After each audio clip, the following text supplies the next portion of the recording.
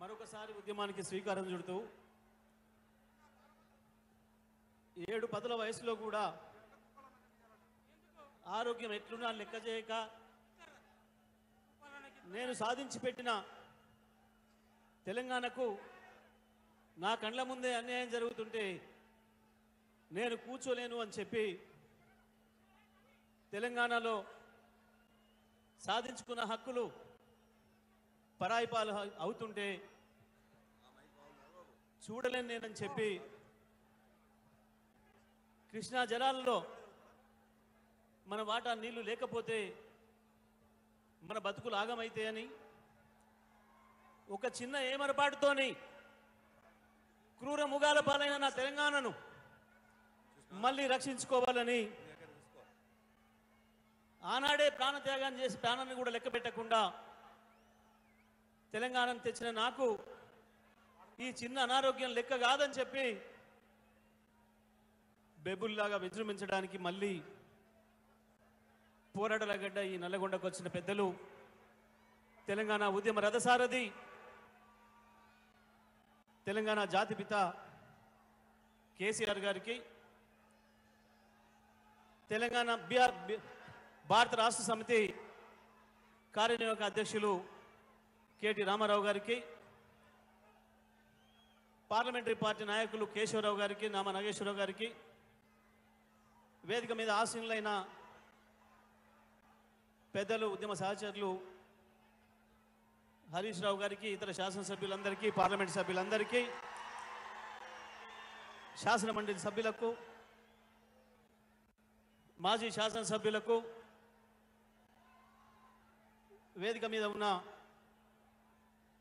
ఉద్యమ సహచరులకు ఈ కార్యక్రమంలో ఎంత ఎండ ఉన్నా లెక్క చేయకుండా లక్షలాదిగా తరలి వచ్చిన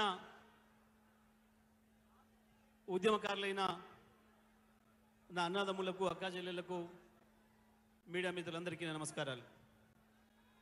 ఏం జరుగుతుంది మళ్ళీ ఇవాళ? ఎందుకు వచ్చింది మనకి సమస్య? మళ్ళీ మండు టెండర్లు లెక్క పెట్టకుండా మరొక ఉద్యమానికి ఎందుకు శ్రీకారం చుట్టాల్సి వచ్చింది అన్న విషయాన్ని అన్నీ కూడా పెద్దలు కేసీఆర్ గారు వివరిస్తారు మనకు. దానికి ముందు ఒక మాట మనం మాట్లాడుకుందాం. ఈ మధ్యకాలంలో వాళ్ళకు మామూలు భాషలో చెప్తే అర్థం కాని మనుషులు అయినా వాళ్ళ భాష మనం ఉపయోగించవద్దు అని చెప్పి పెద్దలు కేసీఆర్ గారు చెప్తారు. కాబట్టి నేను వాళ్ళ ఆటవిక భాషకు పోవడం లేదు. కానీ కేసీఆర్ వచ్చి నల్లగొండకి ఏం చేసిండు అని చెప్పే విధవలకు నేను చెప్పే సమాధానం, మీరు పెంచి పోషించిపోయిన కరువును, మీరు పెంచిపోయిన ఆత్మహత్యలను, ఆకలి చావుల్ని కేవలం 6 ఏళ్లలోనే నిషేధించిండు కేసీఆర్. 50 సంవత్సరాలు మీరు పెంచి పోషించి 2.5 లక్షల మందిని బలి తీసుకున్న ఫ్లోరోసిస్ మహమ్మారిని 6 ఏళ్లలోనే తరిమి కొట్టిండు కేసీఆర్.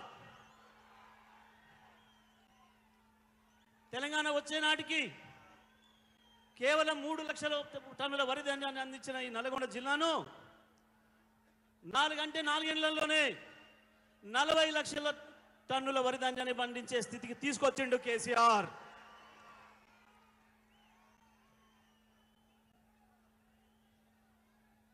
కొంతమంది చెత్తనాయలు మాట్లాడుతున్నారు, కేసీఆర్ వచ్చినాక ఖరాబ్ అయింది, మేము వచ్చి మారుస్తాం. ఏం మార్చిండ్రు? మార్స్తూనే ఉన్నారు.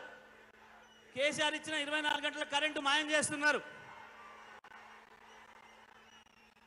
కేసీఆర్ ఉమ్మడి జిల్లాలో 10 లక్షల ఎకరాలకు ఇచ్చిన నీళ్లను మాయం చేసి ఇప్పటికే 6-7 లక్షల ఎకరాలకు తెచ్చిండు. కేసీఆర్ ఏం తెచ్చిండో ఒక్కసారి లెక్కలేసుకుంటే అర్థమవుతుంది. చూడాలనుంటే కనబడుతుంది, వినాలనుంటే వినబడుతుంది. కానీ మేము చూడం, మేము వినం, మేము అబద్ధాలే మాట్లాడతాం. హక్కుల గురించి కేసీఆర్ గారు మాట్లాడితే మేము ఊర కుక్కల్లాగా దాడి చేస్తాం అనే వెధవలకు అర్థం కాదు. అసలు తెలంగాణ ఆత్మ ఉంటే కదా అర్థమయ్యేది మీకు. ఒక్కనాడున తెలంగాణ ఉద్యమంలో ఎవడైనా పాల్గొంటే కదా అర్థమయ్యేది మీకు.